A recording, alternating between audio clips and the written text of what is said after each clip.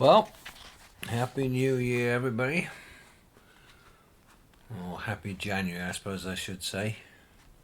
Now being the 4th of January. And today I'm going to read you another chapter from my new book, which came out on the 14th of December. Out the Bottomless Pit, Book 2.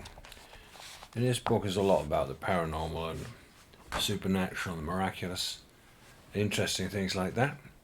Now I'm going to read you a personal experience that happened to me and my family, which is called the Haunted Castle. At the time when I went there, I had no idea that it is known as the most haunted castle in the UK. Without further ado, this is exactly how it happened and what happened to us. So the Haunted Castle. Whoa. Okay. Whether you believe in haunted castle, whether you're not, you'll still find this interesting. I know. We all sometimes are skeptical. Sometimes we say, yeah, maybe it can be. I think it depends what mood people are in as to whether they believe certain things, especially paranormal. But when something actually happens to you personally, then you can no longer laugh at it and deny it. And such is the case here, with what happened to me in particular. So anyway, the Haunted Castle. A weird personal experience while visiting GLAMIS Castle in Scotland. Background. GLAMIS Castle is situated just north of Dundee to the east of in eastern Scotland. It has been a castle of royalty for perhaps 1,000 years, so it really does have some history. It's supposedly haunted. I am not normally one for visiting haunted castles, but when my son and daughters were much younger, they insisted on visiting this tourist attraction. My wife and I took them to the haunted castle. At the time, I had no idea of the deep history of hauntings. So this must have happened at least, it says, it's something like 10, 12 years ago. That's what it says. Okay. So, at the time I had no idea of the deep history of hauntings that the castle is actually very famous for, or infamous for, and for which many thousands of tourists come every year to visit this foreboding, spooky castle. Well, I think the truth is, I'm saying this right now, I think the truth of the matter is that when it comes to the paranormal, often I think we all have a habit sometimes to sort of laugh it off. And why do we do that? We sort of laugh things off because we can't explain it, or there could be another reason.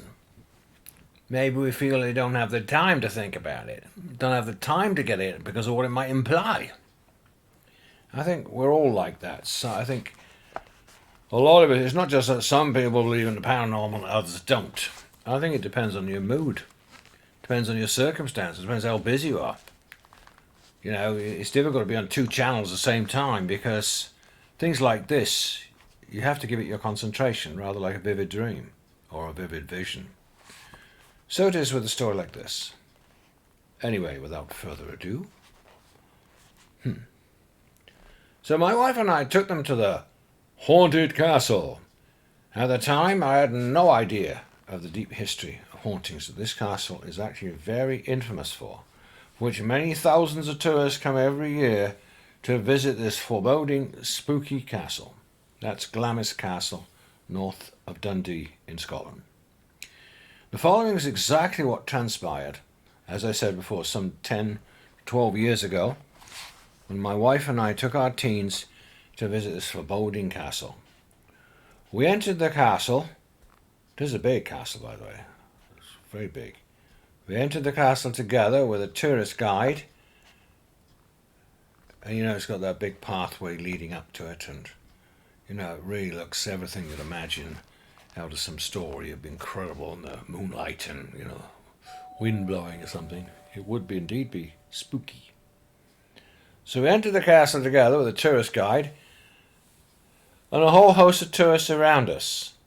The guide was very clever and knew his history, and even explained about many of the kings and queens who had lived there in the far past, as well as mentioned that the Queen Mother, had also lived there for some 30 years before. Of course, Queen Mother died at the ripe old age of 102. Queen herself lived to be 99. Was it? I think it was 99, 98. Prince Philip lived to be 99. It's amazing how these royals live so long. I don't know what their secret is. I won't go into that now because I know you've got a whole pile of theories on that one. Some of those past kings and queens apparently had the misfortune of having been beheaded, like Mary Queen of Scots. The tourist guides even larked about, warning the women tourists when coming down a short flight of stairs, "Watch out!" as it's reported that an impish ghost likes to trip women up as they go down the stairs. Oh! Our reaction at the time was, yeah, haha, how funny, pull the other leg, yeah, you can't fool us. The guide also mentioned some of the ghostly apparitions that have been seen upon many occasions. He mentioned the Queen Mother, mother of the reigning Queen Elizabeth. Of course, she's now passed on last year. Had lived in that castle some of the time and died at the amazing age of 102. Yes, how do the royals do it? What do they eat? What is it? Now, don't think something horrible right now. Okay. We were being shown through the different rooms of the castle, which did indeed feel deep with history and had some sort of presence in them. That's a certainty. That's not making it up. Definitely had a big atmosphere there. And one of my daughters quipped, "Wow, this would make a great castle to hire for Halloween, with Michael Jackson's Thriller playing in the background. I can just imagine it. Especially with the full moon shining through one of the castle windows." That was the sort of atmosphere there. Not evil, but most definitely very spooky and a bit creepy. But not foreboding. Well, not at first. Now here's where I personally had a spiritual experience with which I will call the haunted painting. So here we were, slowly following the guide around all the strange buildings, and yes, and some rooms more foreboding than others, where they went through the drawing room or the living room, or you went through the library. So many rooms and stairs. It was definitely getting foreboding. Well, as my wife's son and daughters all looking around at different interesting old paintings and icons and statues and stuff, I myself came across two very large paintings right next to each other, and I recognized them immediately.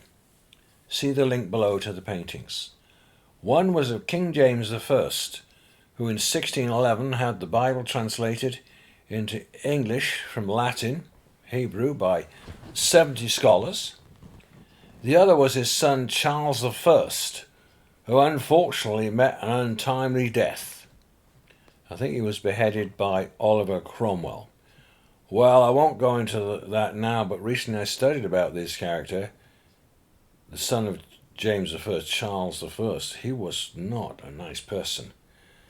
In fact, he put so many controls on the people, he almost made life impossible, so it's hardly surprised he ended up getting beheaded by Oliver Cromwell.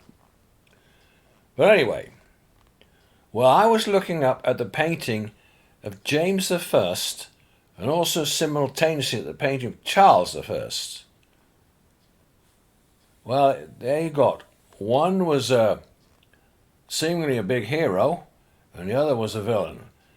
James I, the father, was a good guy who organized the translation of the Bible into English from Hebrew and Latin. And on his left side was Charles I, who was beheaded by Oliver Cromwell. And he was a pretty austere person, was really mean to the people. Really mean. Okay. So, well, while I was looking up, I didn't know that though at the time. When I saw these paintings like 12 years ago, I didn't know all the history. Well, I was looking at the painting of James I and also simultaneously at the painting of Charles I, which was to the left of King James. I don't know why, but I personally have always thought that past paintings of hundreds of years ago didn't really do the royal family any favours. As in the paintings that I've seen from the past, most people back then seemed to be, well, how shall we say, less than good looking. You know, with sort of sharp noses and pointed ears, or, you know, it just didn't have modern looks. It didn't have the good looks a lot of people have today. And on this occasion, it was no different. But I made the mistake of thinking out loud as I looked up at these two massive paintings. And when I say massive, I mean really massive. These paintings must have been 3 meters high by about, yes, 3 meters across, something of that order. Were really big, maybe even higher. I don't know, but they were very big. Very, very big. Must be worth a fortune. Wow. So, okay, so I'm looking up at these two paintings. Then I'm looking at them. I'm saying, wow, those are massive paintings. Amazing. Amazing painting. Oh, yeah, of course, that's... Yeah, look at it. Who is it? I bet it's... Yes, it is. It's James I. And who's this guy? Oh, his son Charles I. Okay, great. So I'm looking at these paintings, and I'm looking... I think I was looking up at Charles, and I was saying... And even back to his father, I said, oh, my God. These royals certainly weren't very good looking, were they? I was just thinking this as I was there by myself, there, looking at these paintings in this one room. And immediately a strange thing happened. I'll never forget. I distinctly heard a voice come out of the painting. When I wrote this, I said it was James talking to me, but I'm not so sure. It might have been Charles. I can't remember. I just know somebody out of those paintings was talking to me. A voice was talking to me. And they said an expression I'd never heard of before. So this voice comes out of the painting sounding sort of annoyed. Right, yeah, annoyed at me. And a voice I never heard before. And the voice simply spoke to me saying, after I just said, goodness, these royals certainly weren't very looking back then, were they? And immediately I heard this voice, rumbling voice coming out of the painting and saying, well, you're not the best slice of cake yourself either. In about that sort of tone of voice. And I was kind of shocked. It was so real. My immediate reaction was to be totally taken aback and startled by it all. And when I collected my thoughts, I started laughing, thinking it was all very funny indeed. I thought, my goodness, the painting is actually talking to me. Sounds like something out of a Halloween movie, where paintings start talking with you before the horrors would begin. However, this experience was not so sinister or frightening, and that was all there was to it. I immediately went over to my wife and teens and told them that the painting was haunted. I was happy to see that those who have passed on still have a sense of humour. Well, that's the way I interpreted it at the time. I always believe in giving people the benefit of the doubt, being humorous with people. But I also notice some people don't even have a sense of humour. They just get offended by everything, and they don't really have a sense of humour. It's a real weakness if you don't have a sense of humour. You've got to have a sense of humour to be able to face very serious situations, very daunting, difficult situations. As many have testified, it's a sense of humour that can save your life in very difficult situations. Not that the situation was that serious, but it's always good to have a humorous side, as well as a serious side. Many years later, I read on the website of stevequayle.com in the USA that GLAMIS Castle in Scotland is known to be one of the most haunted castles in the whole UK. I never knew that when I went there. We're not afraid of spirits, and I certainly believe that they can appear upon occasion, speak to people in different ways, visibly or invisibly. In this case, it was just me hearing one of them speaking to me. It is strange, as I don't for one moment think that King James is a bound spirit at GLAMIS Castle, but the painting is, ? He did a wonderful job for the Lord in translating the Bible into English, and I'm sure that he's in heaven. Well, he certainly visited the castle on that day, though we visited it, unless it was Charles who was there. Remember, he did some very villainous stuff. It's quite amazing to me how that you can get sometimes the father He's a great guy, even a great Christian, great believer. And then he has 4 sons, and I won't go into details now, of politics and that. And yet his sons can be evil, or even satanic. How do you explain that?